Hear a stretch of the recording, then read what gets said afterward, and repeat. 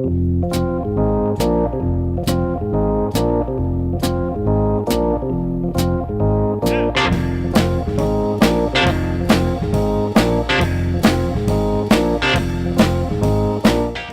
to the Two Blokes Chatting radio show on 94.7 The Pulse.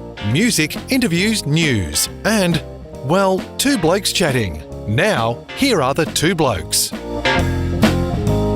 6 minutes past 10 o'clock on a Saturday morning. This is the Two Blokes Chatting radio show. My name's Neil Butler. His name is Rob Cameron. We do this every Saturday morning. Rob Cameron, I put it to you that there were some absolutely peak times in the Australian music industry.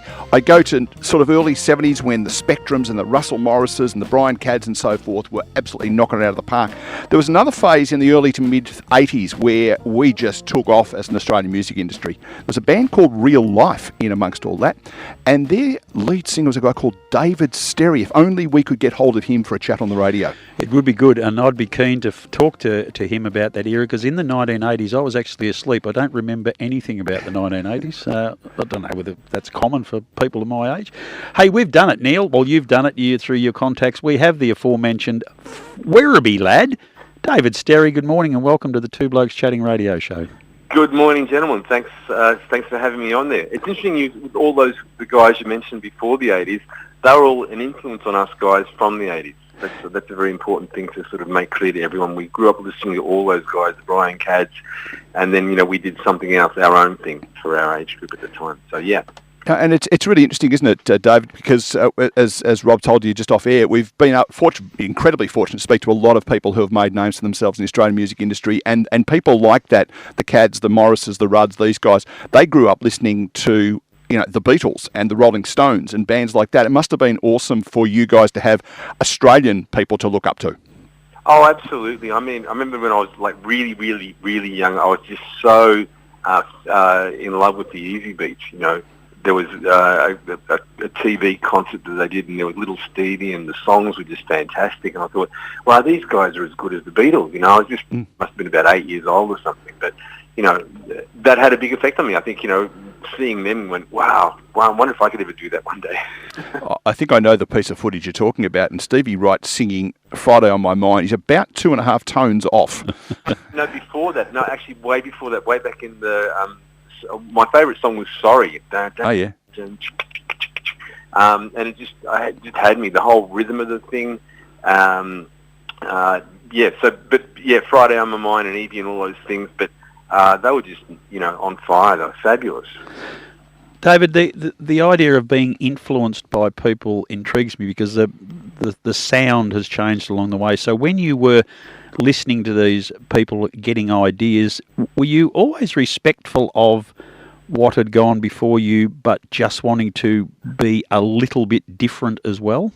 Well, I guess you had to be respectful, because one thing, you never really thought you could come up with anything as good or equal that. You're doing your best, and all of a sudden you're in this horse race when you have a record come out, and there's charts, and all of a sudden there's this bloke called Michael Jackson keeping you off the number one spot, and you thought, I never thought that would ever happen. But also, with the influences, you'd be surprised. I mean, when I talk about the Easy Beats, well, Real Life was nothing like that, whereas a new wave synthesizer band. But I was also into Led Zeppelin and Black Sabbath as well, and Cream along the way, Hendrix. And it's quite surprising that I've been reading some things lately by the Sex Pistols and the Clash, that they were all into what's called prog rock, bands like Yes, but none of us were brilliant enough musicians to play it. You had to be like a rocket scientist to play this kind of, had to be a fast guitar player and an incredible drummer. And so we couldn't do that. So we had to find something that we could do, which was like, punk or new wave. It was a lot simpler, but it still resonated with the public. Yeah, and that's what it's all about. I surprisingly, David, I've done some research. I don't normally do that, so this is quite extraordinary. Your story is one that you could almost write a mini-series about, that in 1980, you answered an ad in the newspaper for a songwriter. Me. Who would play me? Sorry, I missed the end of the question. I was so excited about thinking, wow. No, well, it's to take us back to 1980. You flicked open the copy of the Herald Sun, I suppose, or probably the Sun in those days, and there's an ad there sitting saying, "Hey, we're looking for someone to join us." No, actually, a friend of mine, I'd sort of been up all night for some reason doing some artwork, and a friend of mine who was actually one of my guitar students at Werribee High came knocking on my door early one Saturday morning and said, "David, there's an ad in The Age today." The Age had, on a Saturday, they had a little column for musicians. And he said, "Look, there's this, you've got to ring this number. There's a keyboard player looking for a guitar player, and you have to ring this number." And I went, "Oh, yeah, sure." But that moment changed my life. You know, that was Richard Torski's phone number. And, you know, I remember meeting Richard, and he immediately left a note for his flatmate saying, "I've found the right guy." So it was just, you know, one of those things you look back and go, that's one moment where everything changed. And it's one of those sliding doors thing, isn't it? You could have gone, "Yeah, look, I'll ring him tomorrow, or I'll ring him next Thursday, or lose the piece of paper it's written on or something." But Absolutely, yeah. And the two of you set out on a journey which would ultimately get to real life. But I was fascinated by you had another member of the band called Gloria. Tell us a bit about her. Well, she wasn't particularly attractive, small, and bit of a sort of rectangular-shaped box, actually, because she was a drum machine. Yes.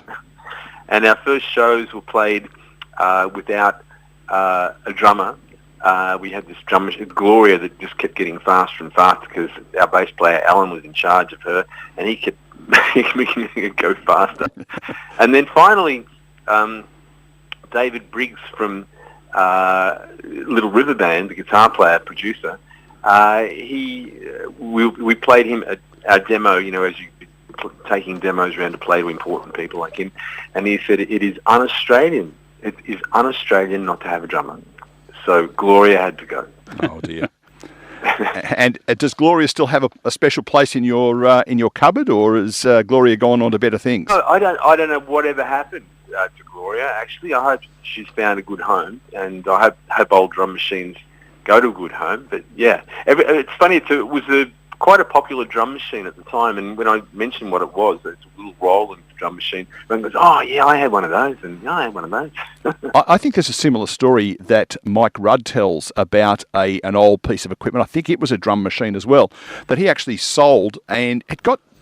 I think he said it's worth $30, and someone paid some ridiculous amount of money because it was the drum machine or whatever it was from Spectrum. So your big breakthrough, I guess, was "Send Me an Angel," the song that we just heard. Glenn Wheatley had a bit to do with that, as I understand it. Well, he was actually our manager, our record company, and our publisher. Oh, so he was reasonably important to you? Oh, slightly, yeah. Yeah. And he was involved in getting that single out to in fact, on his own label. On his own label, yeah. But what happened with like America and the rest of the world was actually a complete accident. In that there's a famous radio station in the 80s. It was called K-Rock in America in Los Angeles. We've got one of those in Geelong now. Yes. But back in the 80s, K-Rock was the only radio station that took bands like The Cure and Depeche Mode and Real Life and Ice House and Midnight Oil to the American public. And a Sydney radio station had the program manager from K-Rock come out to Sydney to sort of try to make that station a lot more like K-Rock in America. And Send Me an Angel was in the top 10 at the time, and this guy, his name was Rick Carroll.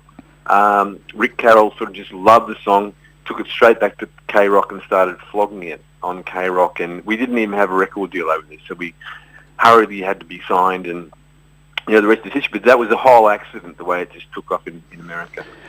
David, I just want to talk about the financial implications of success. We see rock bands and presume there's just great wealth. The really good ones clearly do have some money. But just to explain back in those days, the difference between, I know to Send Me an Angel hits number 6 in Australia, but number 29 in the US. What does that actually mean in dollar terms, number 29 in a market that big compared to 6 in Australia for making a quid?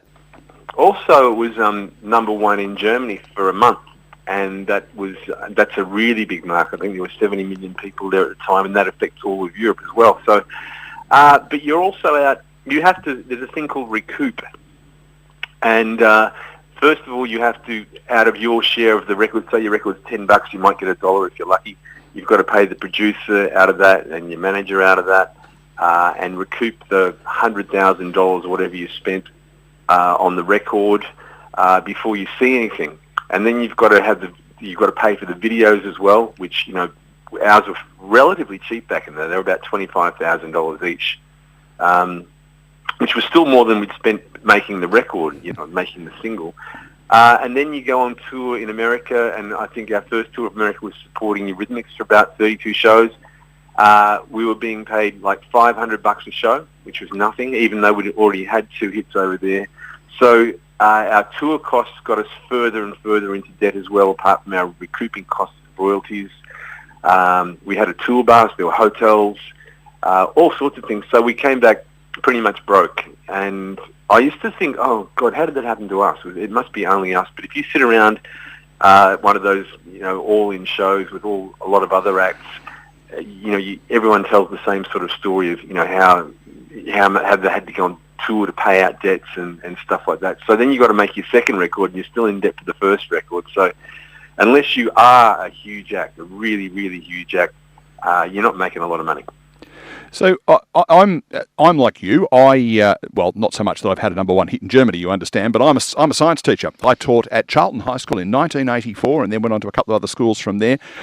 It just spins my head to think that a colleague of mine in the teaching industry would then have a number one single in Germany. It must be even more head spinning for the person who has the number one hit in Germany.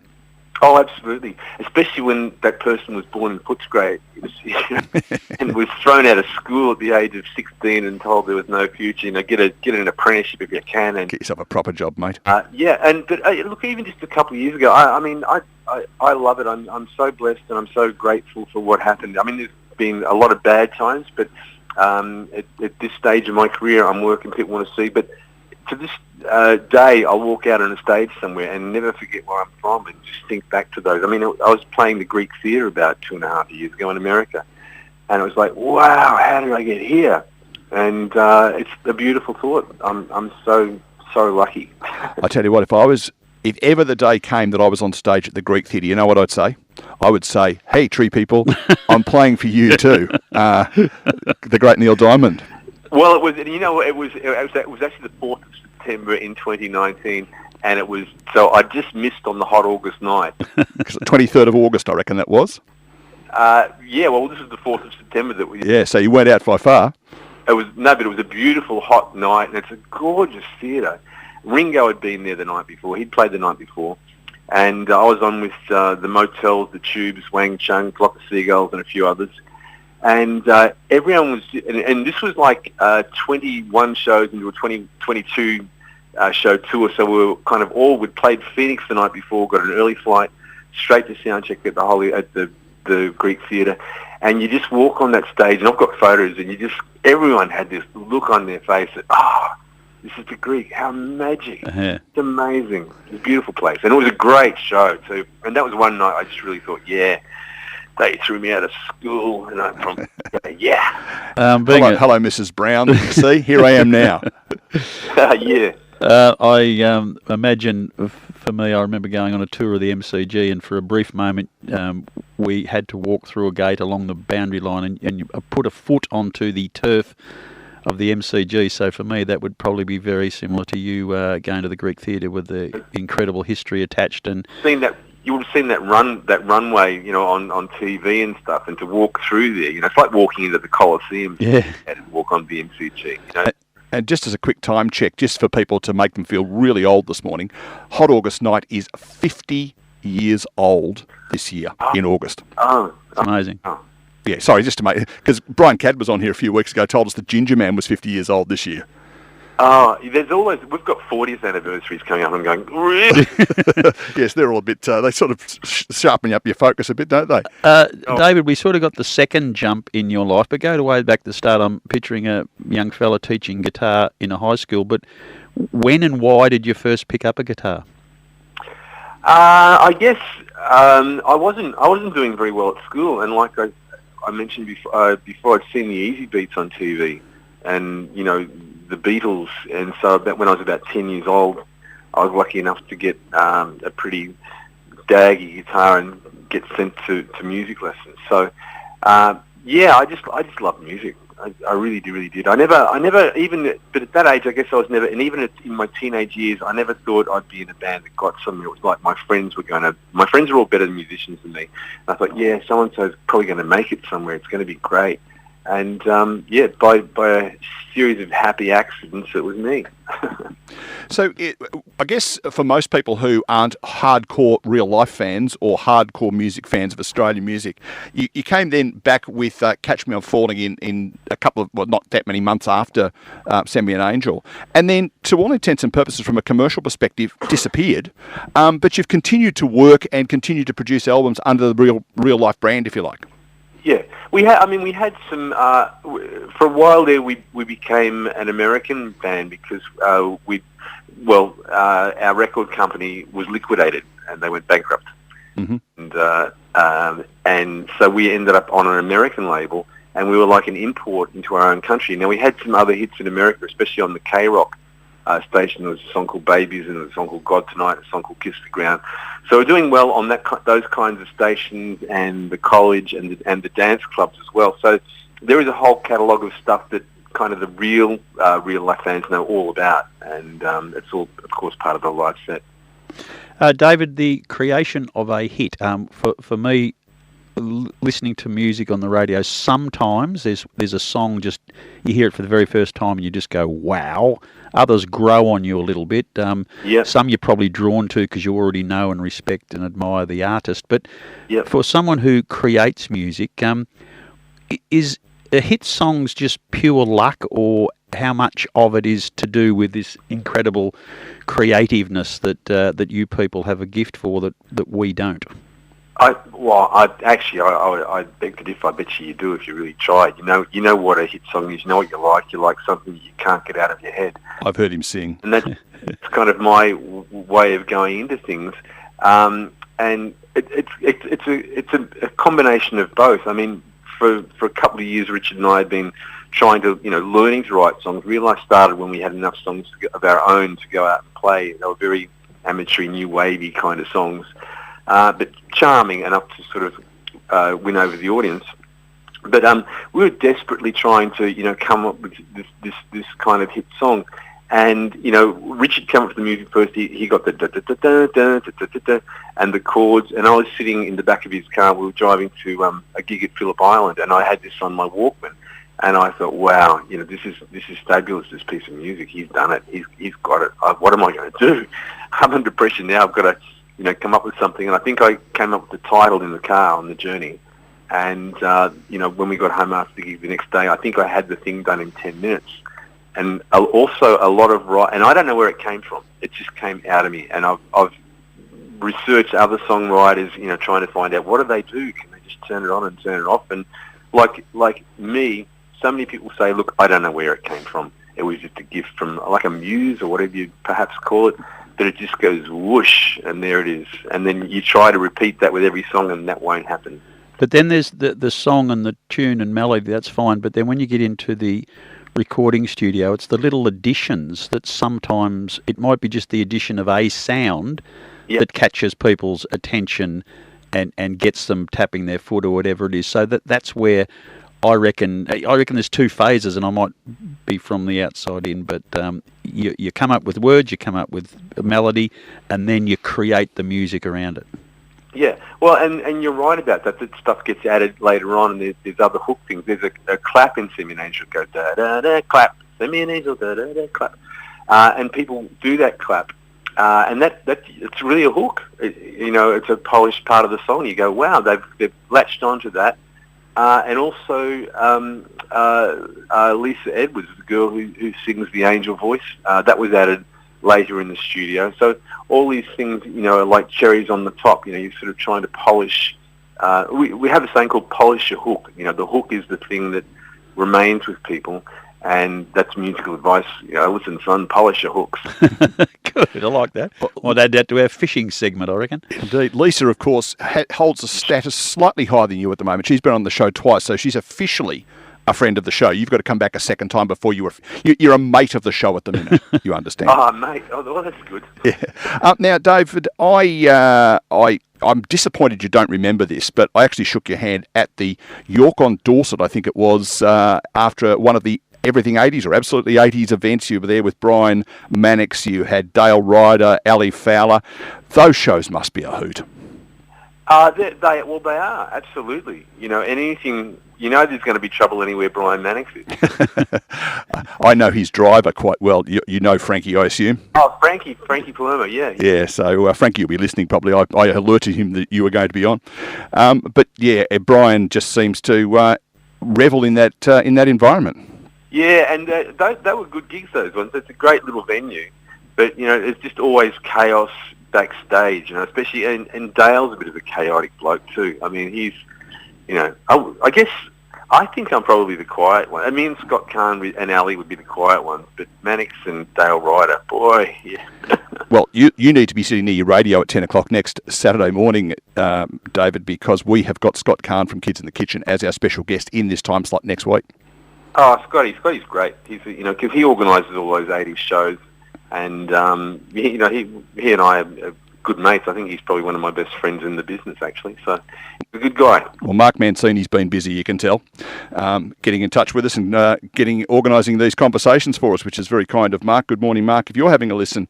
Now, part of the reason we were talking to you was you've got a gig coming up in Richmond at the iconic Corner Hotel. Rob's looking at me funny because he's never lived in Melbourne, but we all know the Corner in Richmond is pretty big. 19th of June. Tell us about that night. No, it's a day. Day? I beg your pardon, sorry. Oldie Codgers. We're on at like 2 o'clock in the afternoon. You go into the Corner, and we're on at 2 o'clock, and it's dark in there. It's just like a gig, and you'll be home tucked up with your hot chocolate by 5 o'clock. Magnificent. And it's kind of a showcase gig. People are going to hear all their old favourites, plus there's the new album Sirens that came out about 18 months ago, so we're going to feature a few of those songs that we've already played in Germany but didn't get a chance to play here. And it's just going to be a great afternoon. And, you're home in time to see the last bit of the footy or whatever's on. And it's going to be a great day. That's Sunday, the 19th of June. David, we always try to ask our guests a question they've never been asked before, so here we go. Sliding to a moment, your guitar took you to a place that it still takes you. Upon reflection of life, looking from the outside in, if you didn't go down the path of music, what would you like to have been? Archaeologist. Holy hell. I can dig that. I was totally fascinated. From primary school, I was totally fascinated with archaeology. I'd read this book about discovery of Troy, and then, of course, it got onto the Egyptians and King Tutankhamun. And I remember in primary school, I was so excited because I grew up in Maribyrnong, and we had a whole lot of kids from the migrant hostel came to Maribyrnong Primary. There was kids from the 10-pound Poms and kids from Europe. And one day, our head teacher announced, he said, listen, kids, everybody, tomorrow there's a new boy coming all the way from Egypt to join the school. And I was probably the most excited person in the class because I expected a pharaoh. How incredibly disappointing for you. This poor, terrified chubby little kid, who couldn't speak English came in, and I was like, what? He's Egyptian? Now, we must get you in to meet Rob, because if you're interested in archaeology, Rob is the only person I know who was alive when the pyramids were being built. Yeah. So he's a lot older than me. There's a bit of work to do here, David. Have you been there, Rob? No, hell no. No, I haven't been any further from home than Ballarat, I reckon. Oh, really? I like it here. I've got a certain safety. I like looking pictures of other places, and I remember at school being fascinated like you with that part of the world, but no, never ever would I have the courage to get on a plane to go there. It's a sad life I lead. Oh, because you see them and you just go, oh my God. Yeah. They're huge. It's just amazing. To give you some indication of Rob's life, he gets excited because he gets to spend 2 hours with me on a Saturday morning because he's in a confined radio studio. Yeah, this is a whole lot of work. That's our lives. Love it. Well, it sounds like you guys have a great time anyway. It is good, and it's been better the last 12 months because Neil mentioned Mark Mancini and others, but people like you fascinate me that have carved out a living in an industry that we just respect so much. I mean, I couldn't imagine life without music. So you guys continue to do it, and it's fun for you. But trust me, it's a hell of a lot more fun for us listening.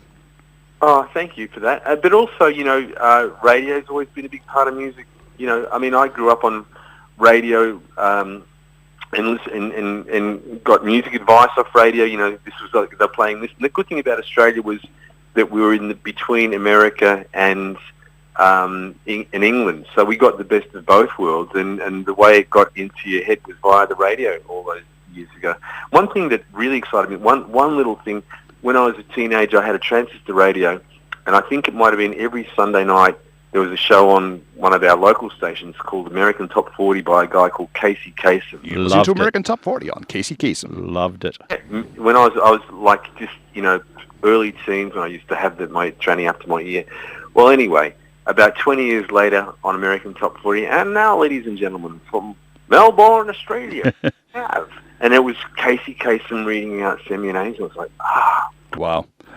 You win, because I was going to say a couple of summers ago during the Pulse summer break, I was asked to do some pre-recorded shows just because we take a break, and we had got our hands on some episodes of American Top 40, not weekly shows, but specials that he did, like, the Top 40 Beatles songs, all that sort of stuff, and I followed him on the radio, albeit, 50 years after the show and that was my thrill, to have your song read out by him. No, you win, hands down. Oh, thank you. And you know what? They gave you in vinyl the top 40 that week. They gave you the show on vinyl. So, wow. Yeah, up in the attic or something, I've got American Top 40. Probably about 4 vinyl discs or something, but they did that as a souvenir for you. Wow. I might be doing him an injustice. He might have played a musical instrument or sang, but I would have thought that Casey Kasem would probably have been the most famous person in the music industry that wasn't a music person. He was that show was world renowned, wasn't it? Oh, absolutely. I guess it just went everywhere, and he was sort of, a gentle, enthusiastic man about it. So he was just, everything was a pleasure, and yeah, that's what sort of come across. I reckon it was 3KZ here, was it? Was that what it would have been on? Something, one of those, 3KZ or 3UZ or something. Yeah, I don't think 3XY had it. I think they were too busy with their own personalities. Hey, David, we could sit and chat all day, but we probably shouldn't. You've got things to do, including getting ready for the gig on Sunday afternoon, the 19th of June. It's about, 6 weeks away, at the Corner Hotel. For those who don't know where the Corner Hotel is, basically it's at Richmond Station. So you can actually go and have a couple of cool drinks on a warm afternoon in the middle of June. You can go, and the statue of Molly is just outside. Absolutely. Beautiful. Just get there, have a couple of drinks, listen to the music, and then head home, as you say, home in time for the 6 o'clock news. Absolutely.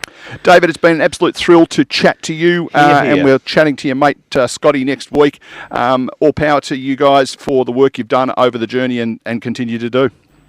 Thanks so much, guys. I've really enjoyed our chat. Excellent. Thanks, David. We'll chat again soon, hopefully.